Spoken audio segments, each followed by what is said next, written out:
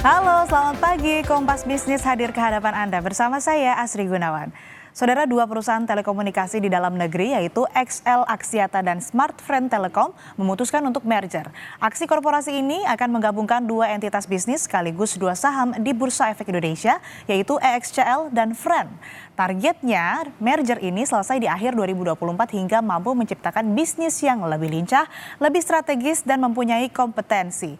Ini semua bentuk respons atas keinginan konsumen yang terus meningkat.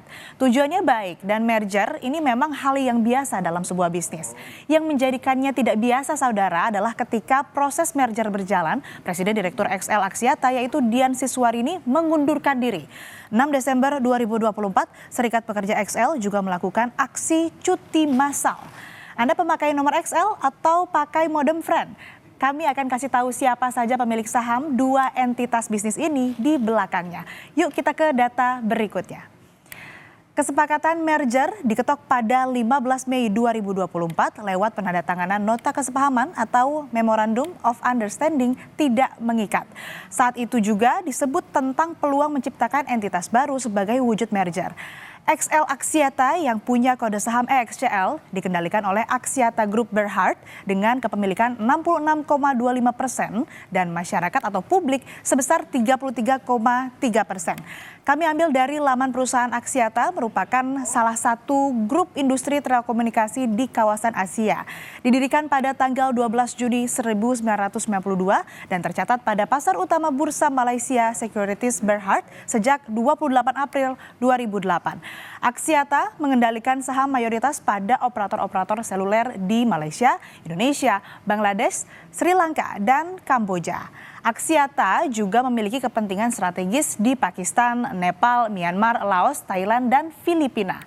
Anak perusahaan Axiata beroperasi di bidang telekomunikasi dengan merek Celcom Malaysia dan XL untuk di Indonesia. Sedangkan Fren, emiten telekomunikasi ini terafiliasi dengan konglomerasi bisnis Sinarmas. Kita lihat ada Bali Media Telekomunikasi dengan saham sebesar 36,4%. Kemudian Global Nusa Data, sahamnya sebesar 16,7%. Wahana Inti Nusantara 10,2% dan terakhir ini untuk masyarakat atau publik sebesar 31,7%. Kita ke data selanjutnya, saudara. Dian Siswarini adalah CEO atau Presiden Direktur XL sejak tahun 2015. Hampir satu dekade Dian membawa XL berekspansi dan berkembang. Tetapi lewat keterbukaan informasi Bursa Efek ada pernyataan pengunduran diri Dian Siswarini yang diungkapkan oleh manajemen. Pada tanggal 3 Desember 2024, Perseroan telah menerima surat pengunduran diri Ibu Dian Siswarini selaku Presiden Direktur Perseroan yang akan berlaku efektif sejak diperoleh persetujuan dari Rapat Umum Pemegang Saham Perseroan terdekat.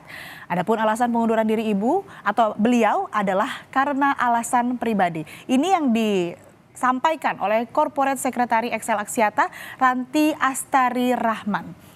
Jadi saudara, pengunduran diri Dian ini karena alasan pribadi. Inilah yang membuat banyak spekulasi muncul. Aksi korporasi XL Axiata dan Fren juga diwarnai gejolak aksi cuti massal Serikat Pekerja XL Axiata atau SPXL. Yang diminta adalah transparansi dan kepastian nasib pekerja usai merger. Apa respon manajemen? Kita ke data selanjutnya. Kompas TV berusaha meminta klarifikasi atau penjelasan atas aksi cuti massal Serikat Pekerja XL Axiata. Kami dapat keterangan dari Henry Wijayanto, Head of External Communication XL Axiata. Ia menyebutkan terkait dengan aksi SPXL atau Serikat Pekerja XL. Pada prinsipnya manajemen menghormati aspirasi karyawan dan karena aksi mereka ditujukan ke Axiata, maka terkait substansi kami tidak berkompeten untuk menanggapinya. Mohon bisa ditanyakan ke Axiata. Lalu bagaimana kinerja keuangan dan saham EXCL dan Fren? Kita ke data berikutnya lagi, saudara. XL pada kuartal 3 tahun 2024 membukukan laba bersih sebesar 1,3 triliun rupiah. Dalam 1 bulan terakhir, saham XL Axiata bergerak naik turun dengan kecenderungan naik dan terakhir di 2.300 per unit.